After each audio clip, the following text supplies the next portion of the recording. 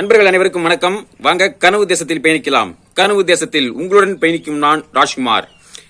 நண்பர்களே, இன்றைய காணொலியில ஒரு ஆகச்சிறந்த ஒரு பத்திரிகையாளர், அரசியல் விமர்சகர், அவரை பற்றி தான் பார்க்க போறோம். அண்ணன் சீமான் அவர்களை ரொம்ப புகழ்ந்து பேசியிருக்காருங்க. அப்ப அவரை பத்தி நம்ம பேசிதான் ஆகணும். சரி வாங்க, அவர் என்ன சீமானை பற்றி பேசியிருக்காரு அப்படிங்கிறத கொஞ்சம் பார்த்துருவோம். நண்பர்களே, அதுக்கு முன்னாடி இன்னைக்கு காணொலி வருவதற்கு தாமதம் என்ன காரணம் அப்படின்னு பாத்தீங்கன்னா, நேற்று இரவு 7:30 மணிலிருந்து 9 மணி வரை ஒரு 1.5 மணி நேரம் நல்ல சரியான மழை, பயங்கரமான மழைங்க. அதனால பாத்தீங்கன்னா நம்ம வெங்காய காட்டுலாம் தண்ணி எல்லாம் பாத்தீங்கன்னா முழுக்க வெங்காய காடு முழுக்க தண்ணி நின்று இருந்தது. அதெல்லாம் அந்த காட்டை பார்த்துட்டு அப்புறம் இன்னொரு காடு அங்கே பார்த்தீங்கன்னா அங்கேயும் வெங்காய காட்டிலாம் தண்ணி எல்லாம் அதெல்லாம் சுற்றி பார்த்துட்டு இன்னொரு காட்டில் வெங்காயம் வைக்கலாம், நடுவு போடலாம் அப்படிங்கிற மாதிரி ஒரு முடிவு இருந்தது. அந்த காட்டில் வெங்காயம்லாம் வைக்க முடியாது. போய் பார்த்தேன் அப்படின்னா வெங்காயம் நடவு போட முடியாது, வேணா பயிர் நடலாம். அந்த அளவுக்கு வயலே தெரியாத அளவுக்கு தண்ணி மூழ்கி அந்த மாதிரி இருந்தது. அதனால அதெல்லாம் பார்த்துட்டு நேற்று கொஞ்சம் செய்த அந்த வேலை கலைப்பு, அதனால கொஞ்சம் காலையில் எதுவும் பண்ண முடியல, காணொலி பதிவிட முடியல. ஓரளவுக்கு இந்த வேலையெல்லாம் முடிச்சுட்டு தான் இப்போ இந்த காணொலி மூலமாக உங்களை சந்திக்கிறேன். சரி நண்பர்களே, அது ஒரு பக்கம் விவசாய பணிகள் ஒரு பக்கம் போயிட்டு இருக்கு. இதுக்கு மத்தியில் நேற்று இந்த ஒரு காணொலி பார்த்தேன். அதை பார்த்த உடனே எனக்கு ஏன் இதை பற்றி, இந்த பத்திரிகையாளர் பற்றி, அது யார் அப்படின்னா நம்ம மணி, பத்திரிகையாளர் மணி, நம்ம எல்லாருக்கும் தெரியும். அவரை பற்றி தான் பேசணும் மாதிரி நினைச்சேன். ஏன் அவரை பற்றி நம்ம பேசணும் அப்படின்னா, நம்ம தோல் தட்டி கொடுத்து உற்சாகம் கொடுத்து ஆதரவு கொடுக்கக்கூடிய நண்பர்களை விட நம்மளை எதிர்க்கக்கூடிய, நம்ம மீது விமர்சனம் செய்யக்கூடிய நபர்கள் செய்யக்கூடிய அந்த செயல் மூலமா நமக்கு ஒரு உற்சாகம், ஒரு ஊக்கம், ஒரு ஆக்ரோஷம் வரும் பார்த்தீங்களா. நம்ம சாதிக்கணும், நினைச்சதை செஞ்சு முடிக்கணும் அப்படிங்கிற மாதிரி ஒரு வெறி வரும் பார்த்தீங்களா. அதனாலதான் இந்த மனிதரை பற்றி இந்த காணொலியில பேசணும் அப்படிங்கிற பற்றி நாம இதை பேசிட்டு இருக்கேன். அதுக்கு முன்ன இந்த பத்திரிகையாளர் மணி, இந்த அரசியல் விமர்சகர் மணி, இவருக்கு ஒரு சிறந்த அளவுல, அதாவது உலக அளவுல ஒரு சிறந்த ஒரு பத்திரிகையாளர், ஒரு சிறந்த அரசியல் விமர்சகர் அப்படிங்கிற விருதை கொடுக்கலாம், நிச்சயம் கொடுக்கலாம். ஏன்னா அந்த அளவுக்கு ஒரு நடுநிலைமையோட, ஒரு நேர்மையோட, அப்படியே சரியா புள்ளிவரத்தோட பேசுறாரு பாத்தீங்களா. அதனால நிச்சயம் அவருக்கு விருது கொடுக்கலாம். நான் பரிந்துரை பண்றேன், உங்களுக்கு நான் பரிந்துரை பண்றேன். நீங்க தான் ஆகச்சிறந்த ஒரு அரசியல் விமர்சகர், பத்திரிகையாளர், சரிங்களா. சரி, அவர் என்ன பேசியிருக்காரு அப்படிங்கறத அப்படி பார்த்தோம் அப்படின்னா, நான் இப்போ ஒரு தம்ப்நெயில், ஒரு முகப்பு காமிக்கிறேன். அப்ப அது தொடர்ந்து சில காணொலிகளை பத்தி பேசிட்டு இருக்காரு. அதுல ஒரு காணொலியுடைய முகப்புல இந்த மாதிரி தான் தம்ப்நெயில் வச்சிருக்காங்க. பதட்டத்தில் சீமான், 2026 நாத்தாக்கா முடிஞ்சது, 5 தேர்தல்களில் படுதோல்வி, நொறுங்கும் நாம் தமிழர், இந்த மாதிரியான தலைப்புகளை பேரை வைத்து இப்படி காணொலி பேசிட்டு இருக்காரு. அந்த காணொலி அவர் என்ன பேசியிருக்காரு அப்படின்னா, அந்த காணொலியில பல விடயங்கள், அண்ணன் சீமானை பற்றி, நாம் தமிழை பற்றி பல விடயங்களை பேசியிருக்காரு.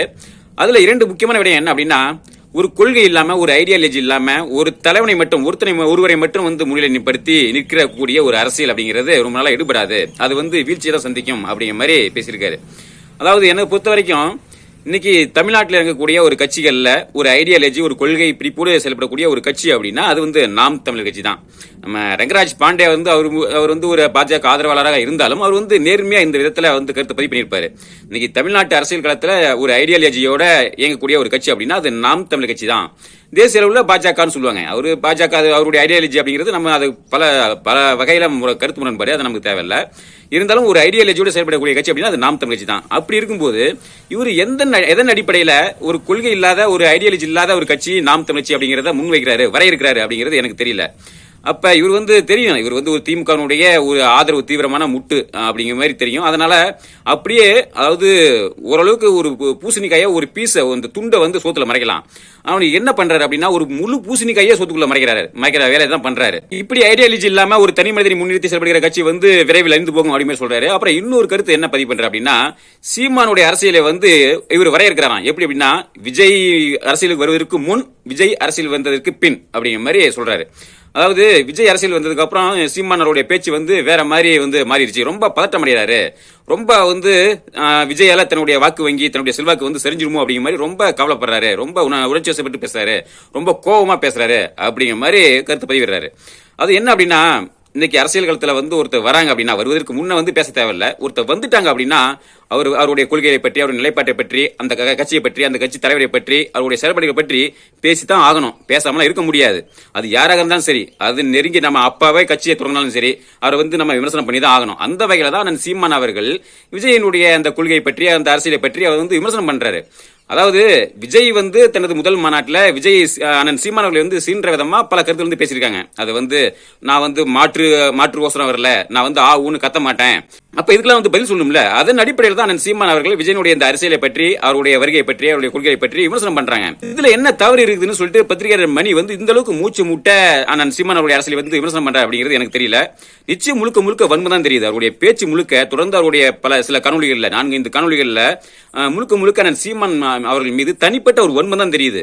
அதாவது இன்னைக்கு லட்சக்கணக்கான இளைஞர்கள், லட்சக்கணக்கான மக்கள் வந்து இன்னைக்கு தமிழ் தேசிய அரசியல் தான் தேவை. இன்னைக்கு தமிழ்நாட்டு மக்களுக்கு தேவையான அரசியல் அப்படிங்கிறது தமிழ் தேசிய அரசியல் தான். சீமான் அவர்கள் தான் ஒற்றை நம்பிக்கை, இறுதி நம்பிக்கை.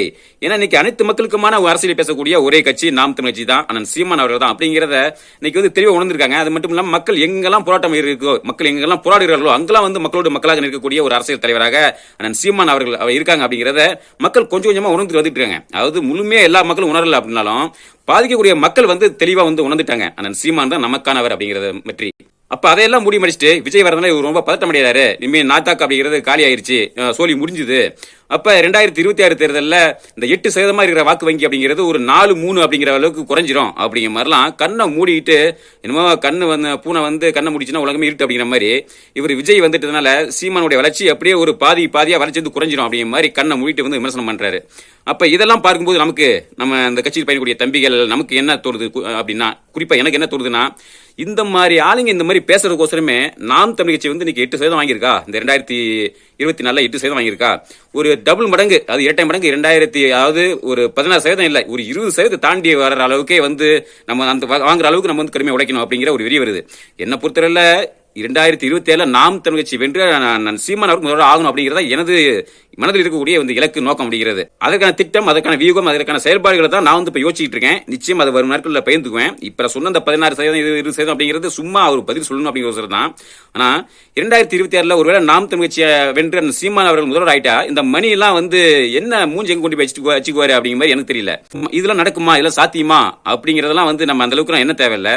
அதாவது இந்த காலம் அப்படிங்கிறது, இந்த அரசியல் களம் அப்படிங்கிறது சும்மா ஒரு நொடியில மாறிடும். இன்னைக்கு இருக்கக்கூடிய மக்கள் வந்து ஜாதி பார்த்து, மதம் பார்த்து, ஓட்டுக்கு காசு வாங்கிட்டு தான் வந்து வாக்கு செலுத்துறாங்க. இப்படிதான் இருக்காங்க. ஆனா இப்படிப்பட்ட மக்கள் வந்து மாறுறதுக்கு சும்மா ரொம்ப நாள் ஆகாது. சும்மா சில நாட்கள்ல வந்து மாறிடுவாங்க. அது ஒரு மிகப்பெரிய ஒரு புரட்சி ஏற்பட்டுரும். அதனால இந்த மாதிரியான பத்திரிகையாளர்கள் வந்து கொஞ்சம் நடுநிலைமையோட, கொஞ்சம் அறத்தின் வழியில் நின்று கொஞ்சம் கருத்துக்களை பதிவிட்டா நல்லா இருக்கும் அப்படிங்கிறது தான் நமது கருத்து. அவருக்கு நம்ம சொல்லக்கூடிய ஒரு அறிவுரை பார்ப்போம். அதனால நமது கட்சி உறவுகள் இவரை போன்ற அண்ணன் சீமான் மீது வன்மதிக்கக்கூடிய இவர்கள் நம்ம பதில் சொல்லக்கூடிய வகையில நம்ம எப்படி களத்தில் செயல்படணும்னா சிறப்பாக செயல்படணும். 2027 நாம் தமிழ் கட்சி வென்றே ஆகணும், அண்ணன் சீமான் அவர்கள் முதல்வராக ஆகியே ஆகணும் அப்படிங்கிறதுக்கான ஒரு இலக்கை முன்வைத்து நம்ம வந்து செயல்படணும். இதெல்லாம் முடியுமா, சாத்தியமா, நடக்குமா அப்படின்னா நிச்சயம் முடியும், சாத்தியமாகும். அதனால நிச்சயம் நம்ம ஒவ்வொருத்தரும் வந்து இதை மனதில் வைத்து நிச்சயம் சிறப்பாக களத்தில் செயல்பட்டோம் அப்படின்னா நிச்சயம் முடியும். அது நம்ம கையில தான் இருக்கு. சரி நண்பர்களே, இதெல்லாம் வந்து எப்படி சாத்தியமாகும், எப்படி நடக்கும் அப்படிங்கிறதுக்கான என் மனத்துக்குள்ள இருக்கக்கூடிய சில ஆலோசனைகள், சில யோசனைகள் எல்லாமே வந்து நிச்சயம் நான் வந்து வரும் நாட்களில் வந்து பதிவிடுவேன். அதே மாதிரி உங்களுக்குள்ள இருக்கக்கூடிய அந்த யோசனைகள், ஆலோசனைகள் எல்லாத்தையும் வந்து பதிவிடுங்க. நிச்சயம் நம்ம வந்து வென்று காட்டுவோம், சாய்த்து காட்டுவோம். சரி நண்பர்களே, மீண்டும் அடுத்த ஒரு காணொளியில் சந்திப்போம். நன்றி, வணக்கம்.